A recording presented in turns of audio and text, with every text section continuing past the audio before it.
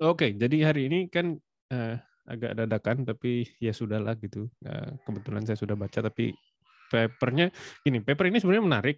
Dia mencoba cukup banyak eksperimen, tapi sayangnya karena banyak eksperimennya dan kayaknya karena page limitation, akhirnya setiap eksperimen itu cuma dibahas singkat gitu. Jadi cuman kayak 1-2 paragraf doang, terus udah gitu. Jadi secara apa maknanya gitu kadang suka meninggalkan pertanyaan nih terus apa gitu, kenapa harus begini, terus rekomendasinya apa. Nah itu tuh beberapa pertanyaan kayak gitu sering muncul setiap setiap sectionnya gitu. Ya sayangnya itu sih, cuman itu jadi peluang juga kalau emang nanti ada yang mau nyobain sendiri terus kemudian menulis ini dengan lebih rapi. Tadi sekilas gua ngeliat juga nyari-nyari gitu ya, googling tentang TCAF, emang belum banyak yang bahas secara baik gitu. Jadi yang bisa dibahas gitu misalnya di Towards Data Science atau ada blog yang lain, tentu cuman read apa istilahnya, ya cuman cuman bilang lagi apa yang udah ditulis di sini gitu. Jadi nggak membuat dia lebih clear.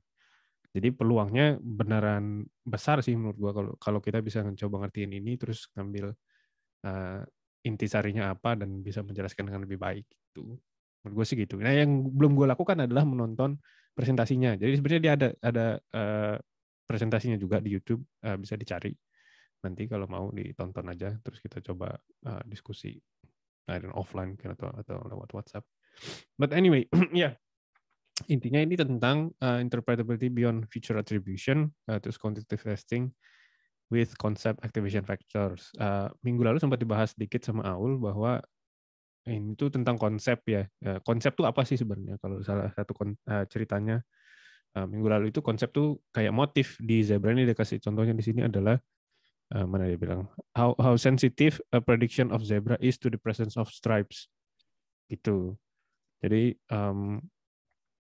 zebra tuh uh, ternyata bisa dilihat dari adanya belang-belangnya itu gitu, garis-garisnya itu. Dan nanti dia juga ngetes kalau misalnya zebra dihubungkan sama polkadot gitu, zebra dihubungkan sama pola yang zigzag gitu, dia menjelaskan nggak sih gitu. Dan ternyata ini juga bisa dipakai untuk menjelaskan bahwa uh, kalau kita punya adversarial attack gitu, tahu kan ya contohnya adversarial attack, jadi misalnya gambarnya bukan zebra gitu, gambarnya gambar yang lain nggak jelas atau noise doang, tapi diklasifikasikan sebagai zebra, dan dia tetap bisa bilang bahwa secara konsep hal lain yang dibilang sebagai zebra itu ternyata nggak punya konsep zebra dengan stripe-nya itu, gitu. Itu konsep menarik yang juga ditemukan dari eksperimennya. Ali, Ya. itu si slide share yang gue kirim dari linknya itu tuh beneran dari si autornya, kayaknya itu bisa kita pakai deh, Mayan. Oh ya, mari kita coba lihat. Nah, Oh ya, kita bahas dari sini dulu deh, biar jelas. Nah, terus yang menarik yang lainnya adalah yang dia lakukan itu juga applicable ke berbagai layer. Kalau familiar sama yang punyanya Distill ini ya, picture visualization di Distill, dia ngebahas di berbagai layer apa sih yang neural network itu lihat gitu. Ini terkenalnya juga namanya Deep Dream. Nanti boleh dilihat di Distill, gue share linknya. Tapi intinya kayak gini gitu. Jadi fitur-fitur yang kayaknya penting gitu. Kayak pola-pola tertentu atau bagian-bagian tertentu ini kayak apa ini snout ya, moncongnya anjing gitu.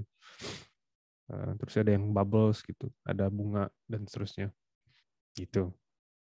Nah ini juga sama, jadi dia di multiple layer, nggak cuma satu layer doang tapi berapa layer. Sudah dilihat sebenarnya ini tuh kelihatan di mana aja. Nah ini tuh sebenarnya dia kalau nggak salah ada animasinya, jadi sebenarnya dari atas sampai bawah angka-angka ini tuh berubah.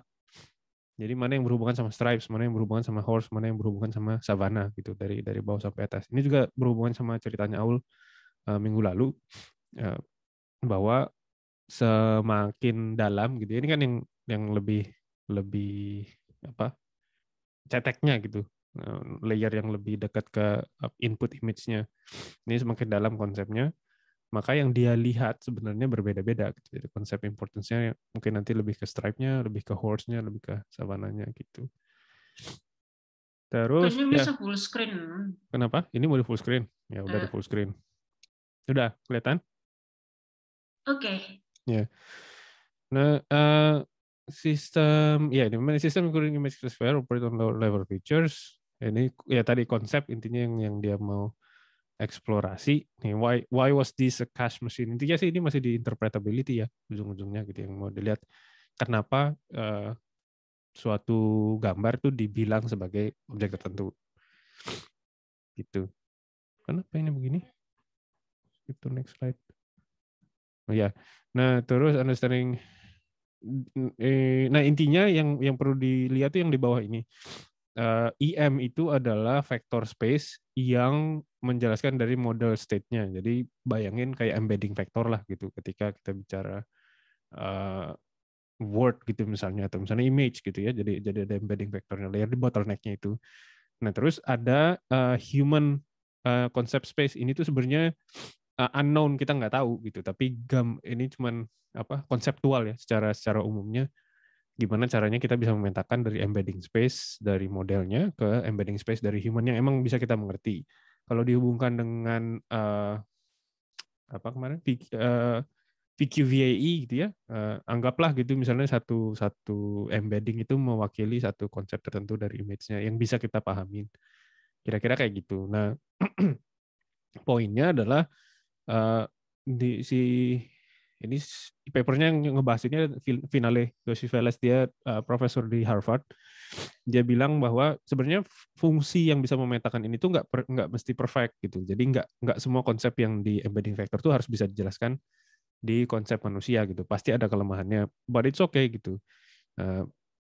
Contohnya misalnya kayak kita punya di logistic function gitu ya, logistic linear gitu ya, atau linear classifier gitu.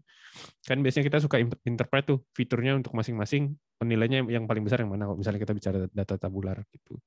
Nah, ini idenya juga sama gitu. Jadi kita bisa kasih importance dari masing-masing konsep ke sesuatu yang bisa kita ngerti. Gitu. Semoga cukup menjelaskan ya. Tapi ini semua ranahnya theoretical at this stage itu masih theoretical. Jadi maksudnya kita pengen mencapai ke sana tapi orang belum tahu caranya gimana. TCAF ini salah satu usaha untuk melakukan hal tersebut gitu. Nah, ini humans concept space are defined by a set of example data gitu ya. Jadi ini contohnya yang di atas motif gitu ya kalau istilahnya kemarin. Ini konsepnya garis-garis gitu, tekstur ya, motif atau tekstur. Ada garis-garis, ada yang polkadot, ada yang zigzag gitu misalnya. Nah, ini kan sesuatu yang konsep yang manusia bisa pahami gitu. Jadi kalau misalnya ada macan gitu ya, loreng-lorengnya itu konsep yang membuat manusia bisa mengidentifikasi, oh itu macan karena dia ada loreng-lorengnya gitu. Kalau misalnya kita bicara jaguar gitu mungkin beda lagi. Kalau kita bicara apalagi cheetah gitu misalnya, polanya beda lagi. Nah, bisa nggak sih metode ini menangkap hal tersebut, menjelaskan bahwa neural network-nya menangkap hal tersebut. Gitu. Sorry. Terus testing with CAP itu quantitative evaluation method intinya. Jadi dia bisa dikuantifikasi, nanti ada angka-angkanya, ada bar chart-nya gitu yang bisa dilakukan. Terus dia perlu melakukan statistical test untuk evaluate robustness. Kenapa? Karena pada dasarnya objek apapun yang dikasih, gambar apapun yang dikasih, kan pasti ada representation di tengah-tengahnya ya, dari embeddingnya itu gitu. Cuman embeddingnya itu make sense atau enggak gitu, bermakna atau enggak, itu yang jadi masalah gitu. Jadi kalau misal dia melakukan statistical test dengan running beberapa kali, terus melihat bahwa ini tuh make sense atau enggak, kalau misalnya perbedaannya tidak signifikan dengan atau tanpa konsep tersebut, maka sebenarnya konsep itu nggak relevan gitu pada dasarnya. Itu yang dia coba lakukan gitu ya. Semoga gue menangkap ini dengan baik, tapi yang gue coba cerna dari papernya kira-kira kayak gitu yang dia coba kerjakan. Nah, terus accessibility-nya require little to no ML expertise, karena idenya adalah nanti dia bisa kumpulin sendiri konsep-konsep ini berdasarkan citra yang dicari di Google Search gitu, Google Image Search. Terus dari situ nanti dia, jadi misalnya saya mau bilang konsep Stripe gitu. Ya udah dia Google aja Stripe gitu. Terus kemudian yang keluar dari Stripe itu apa? Diambil 30 gitu misalnya. Terus dia train linear classifier-nya untuk memisahkan konsep-konsep ini.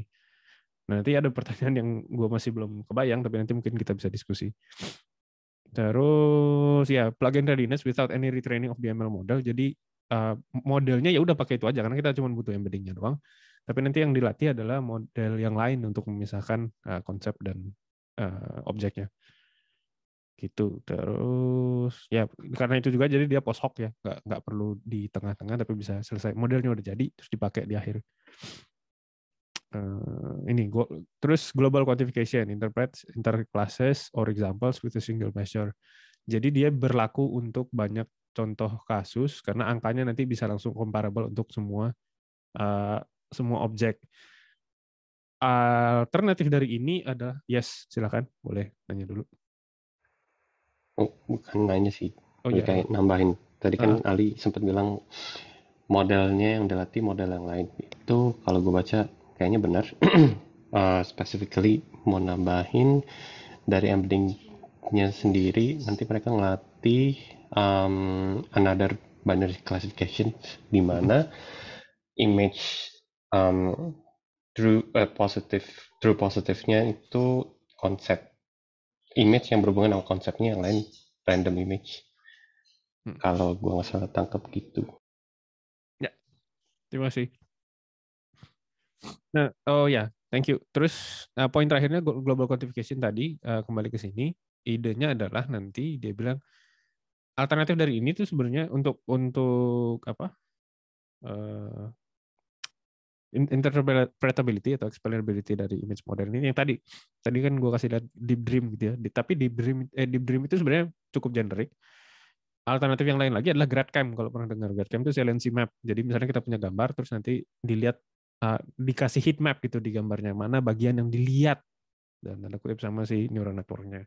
Tapi heat map itu kan cuma berlaku ke image tersebut gitu, nggak bisa digeneralisasi, nggak bisa misalnya kita punya beberapa gambar anjing, tapi satu anjingnya di kanan atas, satu anjingnya di kiri bawah, satu anjingnya di kiri atas gitu kan, kita nggak bisa mengkuantifikasi itu dengan mudah dari multiple images gitu. Sementara kalau di sini dia bisa global karena ya yang penting ada motif tertentu yang berhubungan dengan image tersebut gitu. Ada konsep tertentu yang emang dilihat ada di image yang diberikan gitu. Kenapa nih begini? Ya jeleknya inilah. Ya, anyway. Ya, what we want to ask, tapi intinya gitu ya. Price prediction, cache machine, mana cache machine-nya sebelah mana, ini yang kalau misalnya pakai saliency map gambarnya kira-kira juga seperti ini. Human concept matter atau glasses or paper or anything. Terus ya ini tadi dibilang interpretable methods, post process interpretation methods. Ini saliency method ya, tadi yang gue jelasin pakai GradCam gitu modelnya. Terus goal TKF-nya ini train machine learning model neural network, terus seberapa zebra dia gitu dengan konsep yang diberikan, ini konsep stripe gitu misalnya, stripe versus not stripe.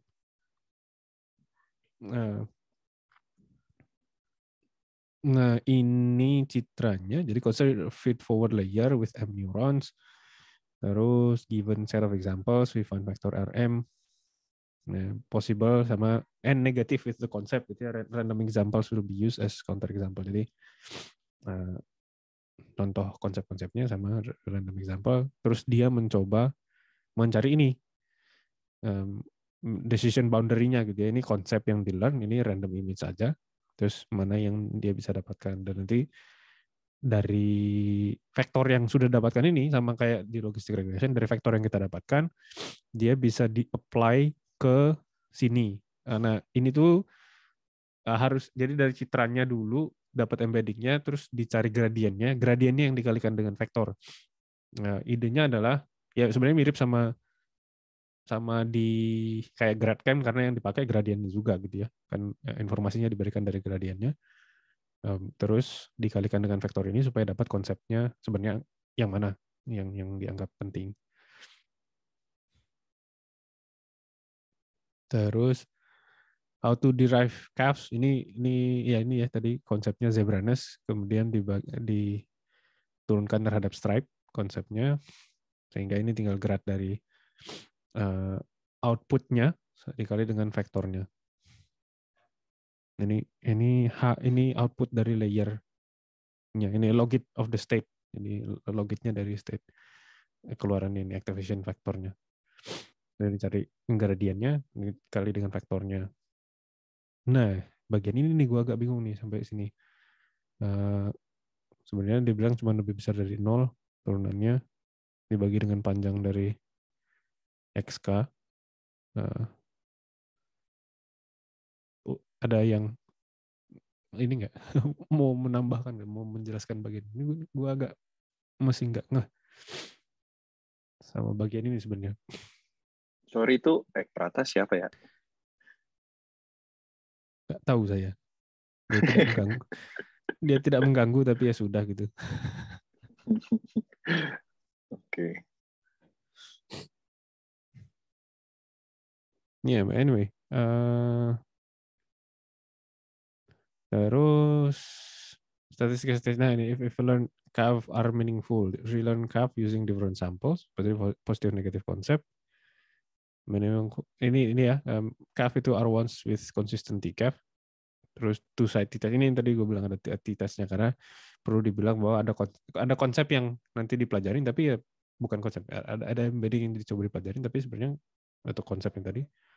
Tapi pas dicobain dengan berbagai macam sampel ini tetap muncul terus atau enggak gitu. Terus sebenarnya nanti dia menghilang kalau misalnya dengan objek yang berbeda-beda. Jangan-jangan emang nggak relevan gitu.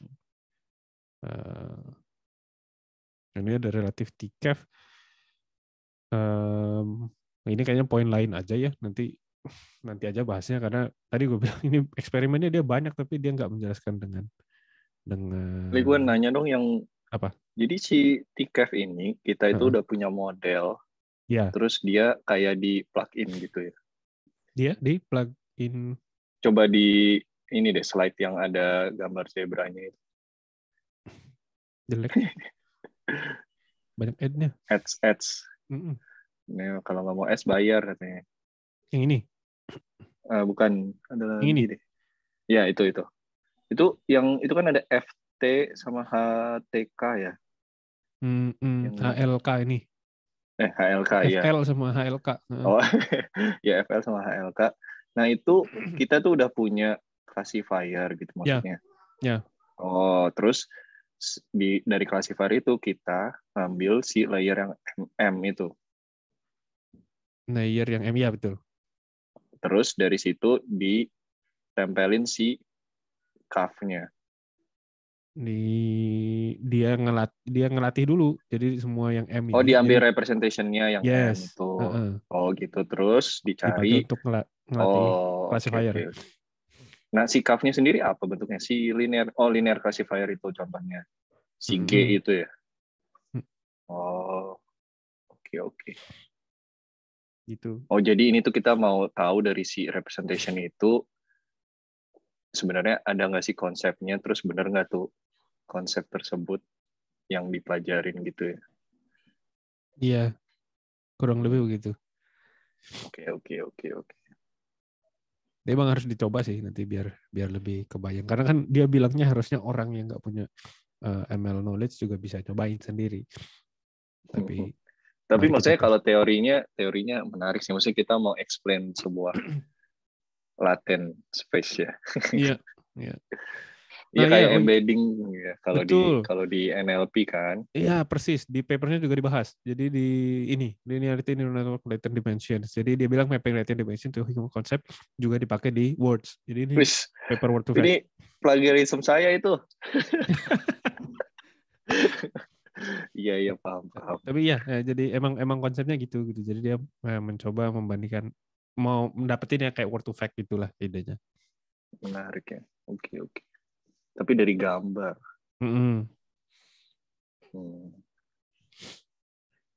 Nah, itu masih kenapa? Yang masih fundamentally gue pertanyakan, I guess, itu kayaknya konsep yang sama ada di Line. Dia dipakai buat image juga nggak ya?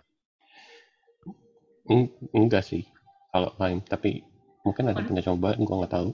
Konsep yang mana nih, Rik? Kayaknya nggak ada di Line. Idenya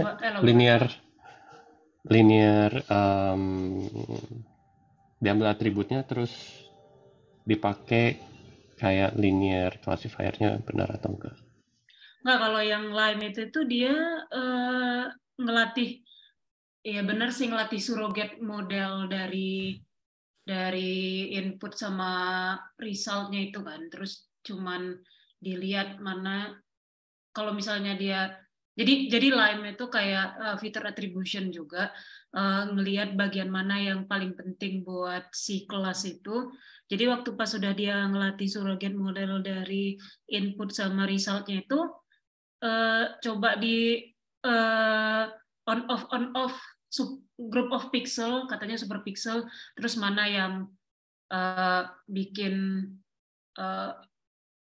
prediksi untuk kelas itu sangat tinggi gitu. Cuman itu dia bedanya agak beda sih di situ dan di sini menurut gua. Jadinya konsepnya lokal juga ya, nggak bisa global interpretation ya. Lokal juga. Kalau si Kevin ini beneran dia itu kayak, kalau misalnya si Lime itu kan dia kan bakal tetap pakai kelasnya dari yang output di awal kan. Kalau si classifier si Kevin ini enggak beneran kayak konsep yang berbeda dengan si kelas itu gitu. Yang kayak Stripe itu kan sebenarnya nggak ada tuh di katakanlah kelas Stripe nggak ada kan. Yang ada kan kelas Zebra gitu. Cuman dia kayak di bagian layer yang M tadi, dia itu mencoba untuk misahin mana beneran konsep kelas Stripe, mana yang random, ambil boundary-nya, itu jadi vektornya, terus baru dites lagi testing with TCAF ini kan, setelah dapat si CAF-nya itu. Jadi beda sih sama lain intinya. Coba, Ri, ada inline nggak? Ada pertanyaan dari si Lime itu? Oh, enggak sih, gue bukan pertanyaan lagi. Gue cuma nemuin kayak, kok kayak similar. Ini kalau misalnya dari penjelasan lo tadi berarti konsepnya masih abstrak kalau di CAV. Terus kalau gue bisa bilang ini nyari kayak zebra-ness-nya itu kan sebenarnya kita nentuin sendiri atau enggak, gue nggak tahu. Yeah. Kita nentuin sendiri berarti kita punya a bunch of zebra sama a bunch of supersetnya which is a bunch of zebra plus apapun yang punya stripe. Kalau gue menganalogikan di CAF itu kayak kayak berapa persen zebra-ness di antara stripe itu kan. Kalau Lime itu adalah komponen apa yang membuat si zebra itu. Kayaknya enggak deh. Kalau yang TCAF, menurut gue tuh intinya sebenarnya kelas yang dipakai di modelnya itu nggak penting gitu, Ri. Jadi misalnya modelnya tuh udah ada nih buat predik dia tuh zebra atau bukan gitu. Nah ini tuh si TCAF-nya ini cuman mencari di suatu layer di dalam neural network-nya itu ada nggak sih layer yang bisa menangkap sebuah konsep yang namanya stripe gitu. Kalau misalnya si Lime kan, kalau Lime kan kebalikannya kan, jadi ini modelnya bilang zebra, terus nanti dicari dari gambarnya bagian mana sih yang bikin dia bilang itu zebra gitu kan.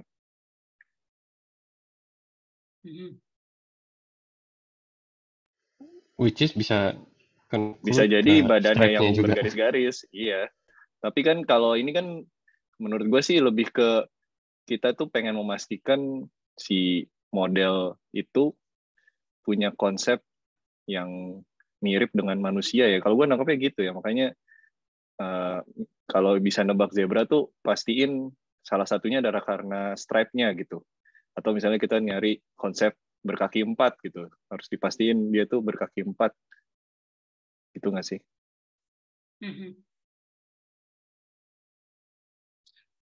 Ya benar sih, kalau si konsep itu kan memang bagian dari kelas itu kan, cuman ya nggak secara, kayaknya si testing with CAFs ini tuh dia ngukur sensitivity kelas itu kalau misalnya si konsep itu justru kalau misalnya ini gue nggak tahu ada di paper apa enggak ya. Cuman kalau si kolega gue itu mau nyobain implementasi gimana kalau misalnya kita menghilangkan vektor stripe tadi dari kelas zebra. Oh iya. Gue tadi sempat kepikiran juga kalau misalnya udah dapat nih beneran embedding, bisa nggak kita bikin zebra dikurang stripe sama dengan kuda? Iya, gitu. Iya, jadi kayak bisa. Iya, soalnya kan word embedding gitu kan. Iya, benar. Iya, harusnya kalau beneran dia dapat nih embeddingnya stripe, wah bisa tuh kayak gitu tuh. Jadi iya. Cuman ini nggak tahu kan, ini berarti asumsinya adalah cara neural network belajar itu sama dengan cara manusia mengkonsepkan sesuatu ya. Iya, kayaknya goalnya ke sana. Cuman ya gitulah. Pasti jangan sedih, Li, nggak apa-apa, Li. One stripe at a time. Ini poin lain yang menarik sebenarnya yang di slide ini nih. Dia juga ada dibahas di papernya. Tapi yang jadi pertanyaan buat gue adalah kenapa dia bisa dapat konsep Latino, East Asian, African, Caucasian gitu kan? Idenya kalau kayak tadi gitu, stripe dan zebra, I think makes sense lah. Gampang untuk masuk ke intuisi kita. Tapi kalau di sini kan ini objek semua, ini manusia semua gitu. Terus yang dihubungkan objeknya malah pingpong ball, tapi yang dijadikan konsep adalah ras gitu. Apaan sih, nggak paham gue. Iya makanya gitu kan, kalau tadi konsepnya adalah stripe, konsep objeknya adalah zebra. Class is more related to East Asian concept. Nah kan, jadi objeknya adalah pingpong ball, konsepnya adalah East Asian gitu. Kan gimana maksudnya? Mungkin berarti nggak tahu ya, ini gue nangkepnya embeddingnya itu dekat antara pingpong ball, lebih dekat ke embeddingnya East Asian concept. Iya. Itu nggak sih? Iya benar gitu. Cuman kok ini modelnya rasis sih? Nah itu dia. Tapi itu juga yang kemudian dibilang di papernya bahwa ini tuh mungkin untuk dibiasing dari modelnya, menangkap biasnya at least. Malah dia very first gitu dia bilang. Jadi mana dia bisa aja belok-belokinnya nih. Nggak, jadi maksudnya kalau ada East Asian main olahraga, kemungkinan pingpongnya harusnya gede kalau model aslinya gitu. Tapi harusnya di bias dengan mengetahui ini ya, dengan entah gimana embeddingnya itu bisa dipakai. Tapi seru sih emang, kayak kalau habis kalian bilang itu kalau kita mikirnya di kayak di NLP gitu, berarti emang pingpong itu deket sama somehow dia East Asia, ya deket sama suatu ras gitu, sama kayak tadi kan dia ada apron tuh yang kedua, yang lebih itu yang contoh yang itu lebih gampang kayaknya, si apron itu beneran kayak itu lebih dekat ke female sama baby daripada ke. Tapi kenapa itu nggak male sih? Kenapa white sih? Nah itu dia. Ya itu several, itu maksudnya mungkin ada nggak ngerti lah gua. Itu ya, soalnya yang lain banyak dia bagi-bagi Latino, East Asian gitu kan. Nah, iya. Nah, di sini menurut gue yang jadi membingungkan kemudian adalah, walaupun ini menarik ya hasilnya, tapi yang menjadi membingungkan apa yang kita bisa bilang sebagai konsep, apa yang kita bisa bilang sebagai objek kalau gitu. Iya, tadi gue juga mikir kayak konsep kan banyak banget ya kemungkinannya. Iya. Kayak jadi kita mesti nentuin sendiri gitu. Terus ada corgis, zebra. Ini sekarang zebranya jadi konsep gitu. Semua hal di dunia ini adalah konsep.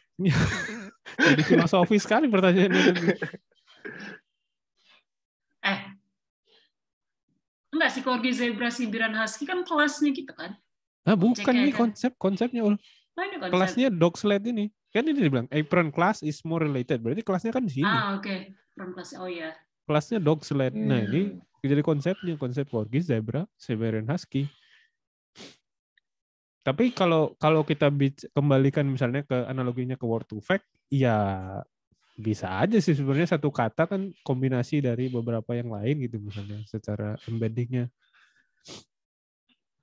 Makanya bisa dilakukan kayak penjumlahan dan pengurangan itu kan yang kayak tadi dibilang itu zebra kurangin. Iya. Stripe terus tapi jadi kalau horse, word gitu, to fact ada walaupun banyak banget, tapi kan limitnya itu konsepnya sebenarnya vocabulary-nya kan. Nggak sih? Iya. Kalau ini berarti vocabulary juga gitu. Yang Nggak si tahu, mungkin bisa definisiin semua dihubungkan konsep dengan vocabulary. manusia. Iya bener sih. Ya konsep ya di awal-awal ya gue memang ini sih kayaknya memang lu mau menjelaskan apa gitu di data yang mana gitu. Ya lu yang Kayaknya pilih ini di tergantung awal-awal kan. kelasnya ya, iya. Mm-mm. Jadi tergantung kelasnya yang cari konsep yang relevan terhadap kelas tersebut gitu ya, biar nggak terlalu banyak kali. Iya, Nah, bisa jadi. dan memang si TKF ini one concept at a time sih, Seth. Jadi nggak bisa kita nyari beberapa konsep. Jadi ya udah kayak lu satu ya lu mau cari konsepnya buat si zebra, ya udah zebra dulu gitu, nggak bisa semuanya sekalian. Tapi Kayak misalnya kalau kelasnya zebra, terus kita mau tahu konsep stripes, terus berkaki 4, terus besar gitu, punya buntut gitu, nggak bisa kayak gitu. Satu-satu bisa ya. Soalnya kan di binary classifiernya kan ya lu cuma nyobain satu konsep kan. Jadi ya mungkin ya di layer yang mana lu cobain mungkin konsep si kaki 4 tadi, terus lu cari si boundary class boundary-nya itu jadi vektornya. Nah itu mungkin kayak gitu kali bisa. Tapi ya kalau kayak tadi sih Ari bilang di awal kan memang mereka nge-train binary classifier buat si data image yang kita sebagai manusia belong to that concept sama random, terus ngecek si boundary class-nya kan. Di papernya dikasih tahu nggak kita nyari layer M itu caranya gimana? Kayak ngetes atau emang udah itu ada itu layer yang makanya. mana? Tadi itu juga jadi pertanyaan gue. Terus gini, salah satu kelemahan dari paper ini adalah, tadi gue bilang dia nyobain banyak. Tuh lihat, subsection itu cuma 2 paragraf. Ini juga cuma 2 paragraf. Ini cuma 2 paragraf. Yang akhirnya si paper ini tuh nggak cukup konklusif untuk bilang bahwa sebaiknya kamu cobain layer ini untuk dapetin konsep yang lebih granular gitu misalnya. Layer yang ini untuk yang lebih kompleks misalnya. Ada sih sebenarnya dia mengindikasikan ke sana di sini. Simple concept achieve in lower layers dan more abstract or complex concepts. Tapi definisi dari complex concept dan simple concept sendiri itu tuh masih belum jelas gitu. Ini tuh apa, sampai level apa kita bisa bilang dia simple, sampai level apa dia bilang bisa dibilang kompleks gitu. Ya soalnya kan kita pasti nyari kayak stripe gitu di yang lebih awal-awal gitu kan. Soalnya ada yang representasi tadi itu kan tiap layer. Tapi mesti kita mesti nyari dari paling awal ke belakang mana yang paling bagus. Tapi kita nggak perlu start from scratch kan biasanya. Soalnya ya kita tahu kalau misalnya tekstur itu kalau misalnya baca CNN ya gitu-gitu, tekstur itu dipelajari di awal daripada shape gitu kan. Terus di akhir-akhir tapi kita berarti mulainya dari pilih-pilih layer aja. 1 dulu. Kalau kurang bagus ke layer 2 gitu. Ya lu bagi aja sih kayaknya, kayak kalau misalnya konsepnya itu texture ya udah lu pilih yang kalau misalnya buat ya VGG 16 gitu ya 2 blok 3 blok pertama gitu. Terus ya si bentukan di belakang gitu. Jadi tapi emang nggak ada ya, soalnya kan ya kita juga nggak bisa, dan apalagi ini kan post hoc kan, kita nggak tahu sebenarnya untuk si particular model itu dia belajar apa di apa. Kita cuma tahu dari studi-studi yang sebelumnya bahwa untuk layer-layer di awal mereka lebih belajar yang warna gitu, yang tekstur daripada si ini gitu aja. Kayaknya kalau yang di paper ini apalagi dia cuma ingin menunjukkan ya si konsep itu bisa dicari di layer M gitu. Layer M-nya mana ya homework kita gitu. Ya. Kalau ide besarnya sih kayaknya udah mengerti sih. Emang detailnya yang penuh dengan pertanyaan. Yang rumus yang Ali bingung Kalau gua, sorry ini agak loncat, tapi gue jadi kepikiran. Kalau gue interpretasinya itu, ini kan dia bilang sensitivity, seberapa sensitif kelas ini terhadap suatu konsep. Kalau yang gue ngerti, yang bagian atasnya itu, itu kayak seberapa banyak sampel yang positively terpengaruh sama, intinya seberapa banyak yang nilai SC-nya itu positif kan. Itu kayak terus dibagi dari jumlah inputnya. Kalau gue interpretasinya, sorry. Enggak. Gue lagi mikir. Kan dia nantinya linear classifier, assume logistic regression gitu kan modelnya. Oh, dia bilang ini logits ya, logits layer. Berarti nilainya bisa negatif sampai positif gitu ya. Iya. Kalau nggak salah dia Maksudnya bilang yang H. Pakai logitsnya kan? Yang H ya. HLK, delta HLK.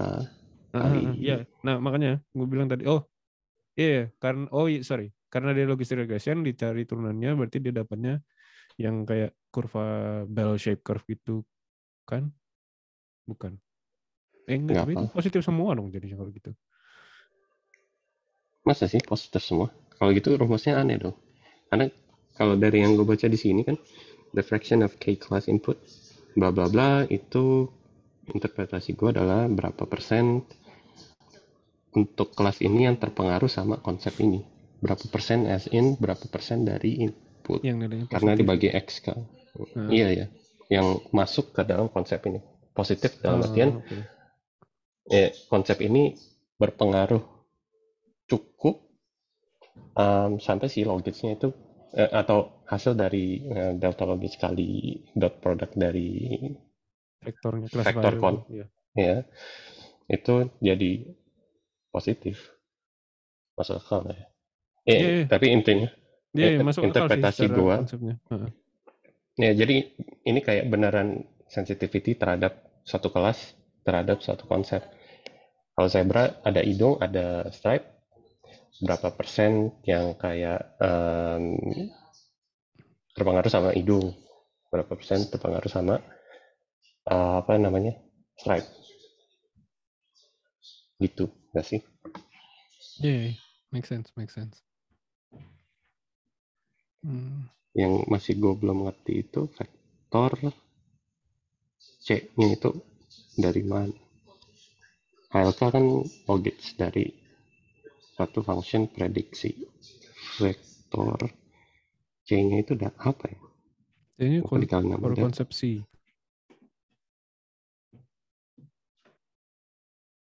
Unit CAV vector konsepsi in layer L. Apa itu unit CAV vector? CAV vector yang tadi yang dapat ya? Si boundary, kelas boundary tadi bukan sih? Untuk vektor itu? Kalau yang dari faktor Citra konsepsi ini di layar. ini. Oh, yang buat ngebaginya, oke. Oh, berarti ini tuh semua sebenarnya harus satu konsep yang sama ya? Gue pikir tadi ini ya udah tekstur apapun itu, tapi ternyata ini tuh harus satu tekstur yang sama, satu motif yang sama. Bawahnya ya terserah gitu karena negatively sampled. Karena yang lu butuhkan adalah untuk satu konsep ini. Kan dia fungsi dari konsep juga gitu. Nyangkut ke konsep tertentu. Gitu bukan? Iya. Sama idenya sama kayak word embedding gitu. Satu vektor itu mewakili satu kata tertentu. Berarti satu vektor di sini juga mewakili satu konsep tertentu.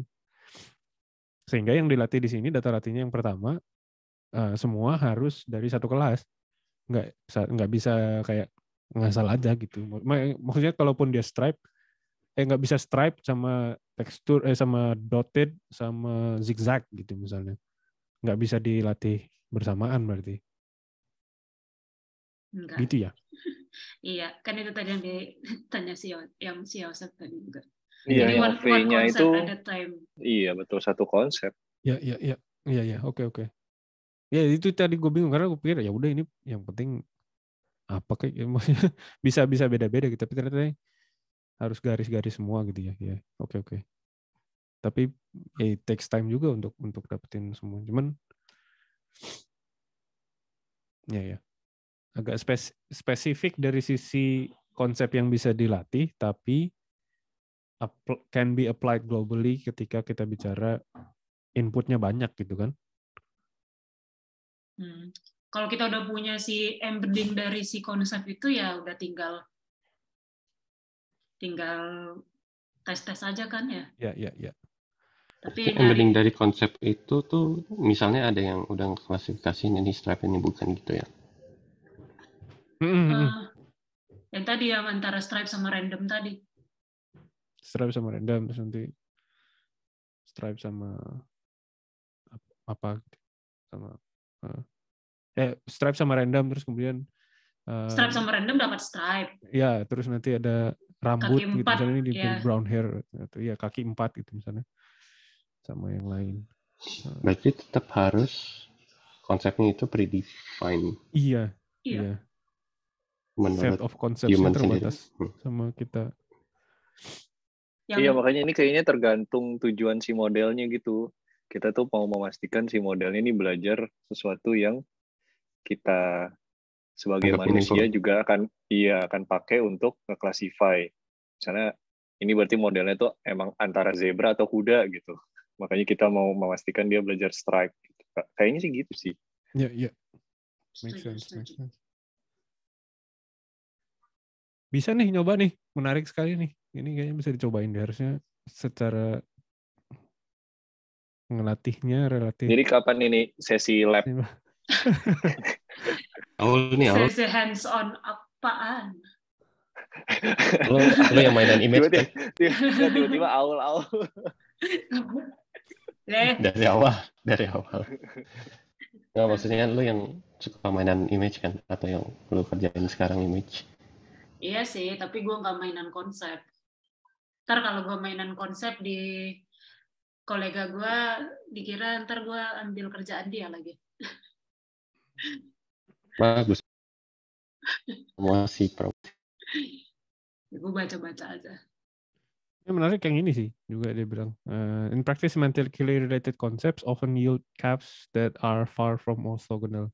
Kenapa bahasnya harus negatif ini? Berarti dia nggak terlalu percaya diri, Li. Iya. Bilang aja close gitu, that are close gitu. Kenapa harus far from orthogonal gitu? Iya.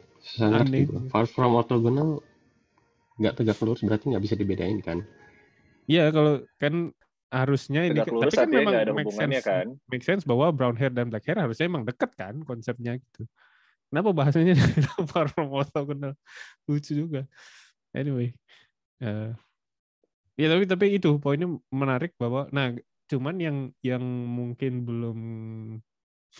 belum kelihatan adalah ya seberapa dekat dia nanti kemudian kalau dibandingin dengan yang atau ya berapa data latihnya perlu berapa banyak atau modelnya seberapa bagus atau gimana, I don't know, tapi ya gitulah.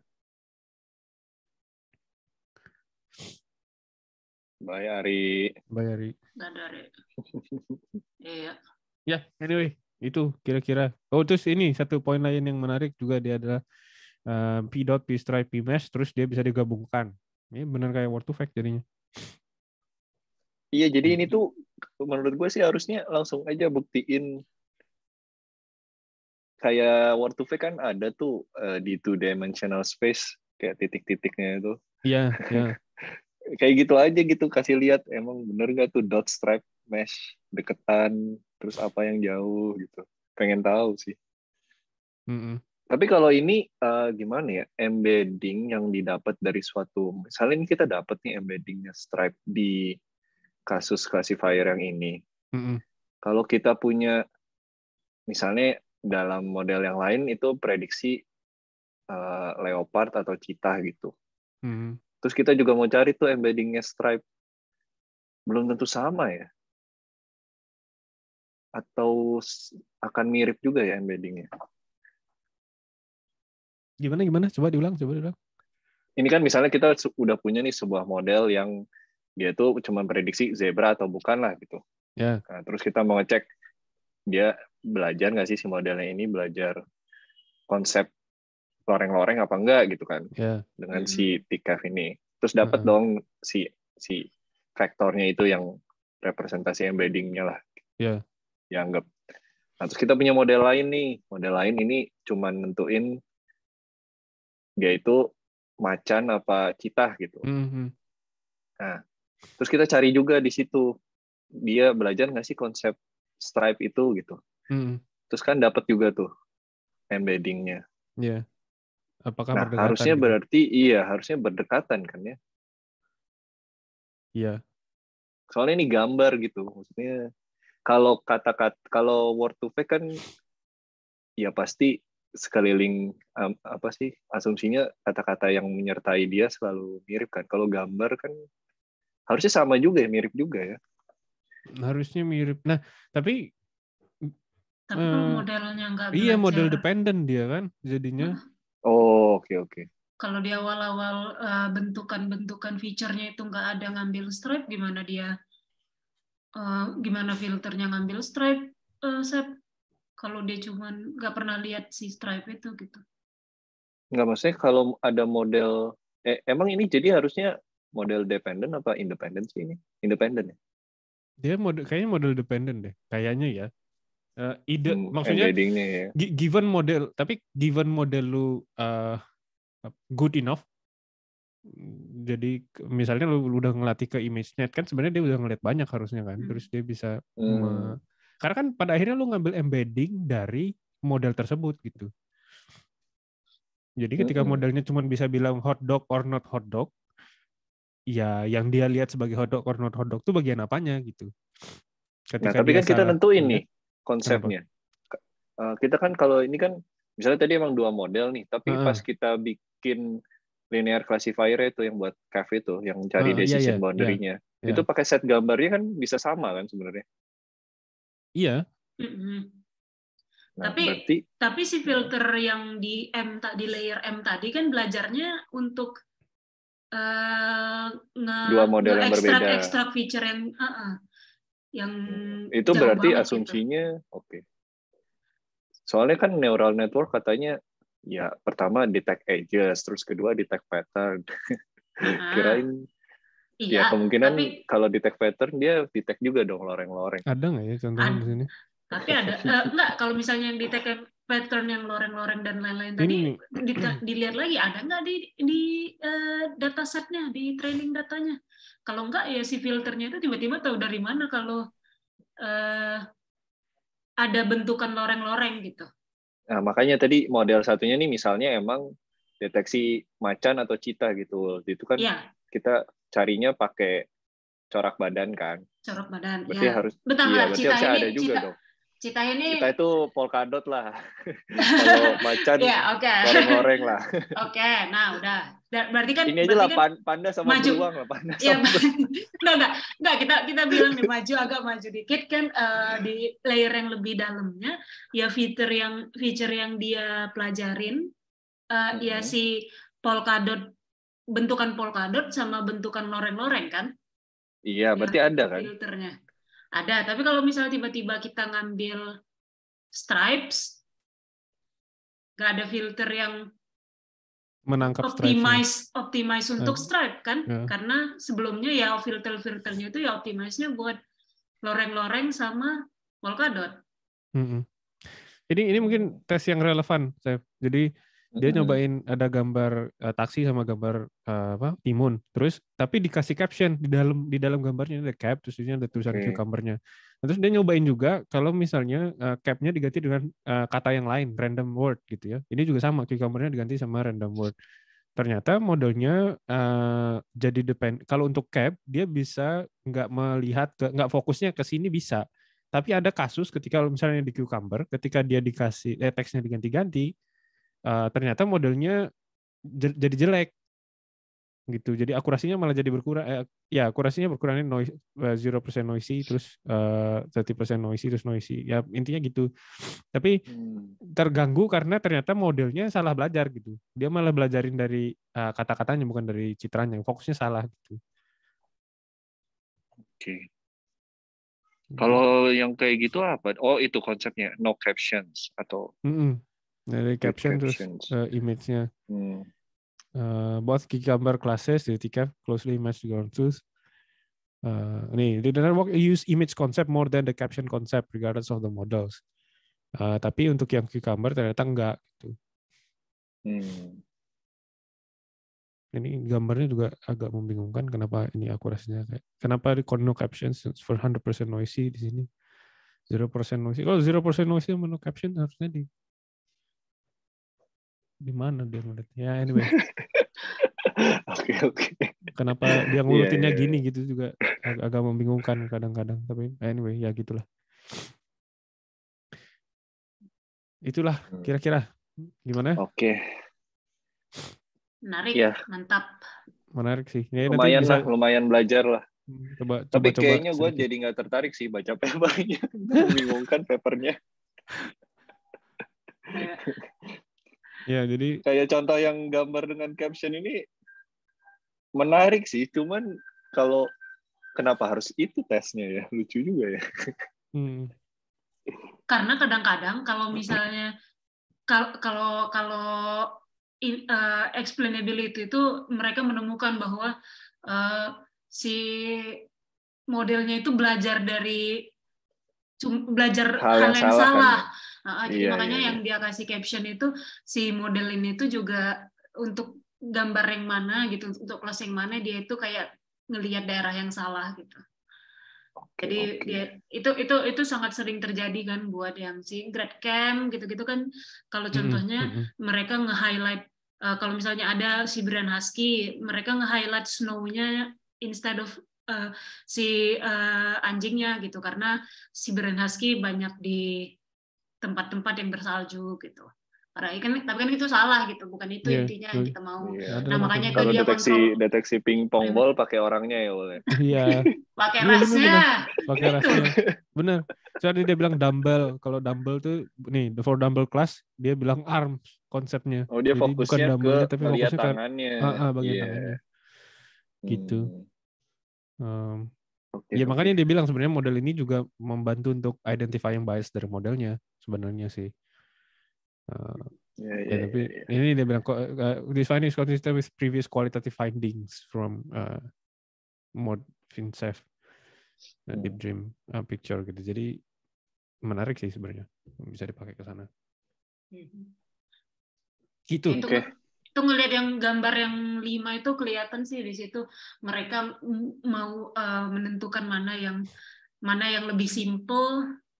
Tadi konsep yang simple, mana yang konsep yang complicated, mereka grup-grupin sendiri ya. Ini warnanya sebenarnya bisa dibikin lebih baik juga kalau codingnya. Nggak jelas sih warnanya nyambung kemana. Itu juga berapa itu? 8 itu. Tidak boleh beda 7 harus. Banget. Ya. Papernya secara paper ini bisa diperbaikin sebenarnya. Tapi secara idenya menarik sekali sih. Iya, idenya bagus. Gitu. Alright. Kalau gitu kita cukupkan sampai di sini aja ya.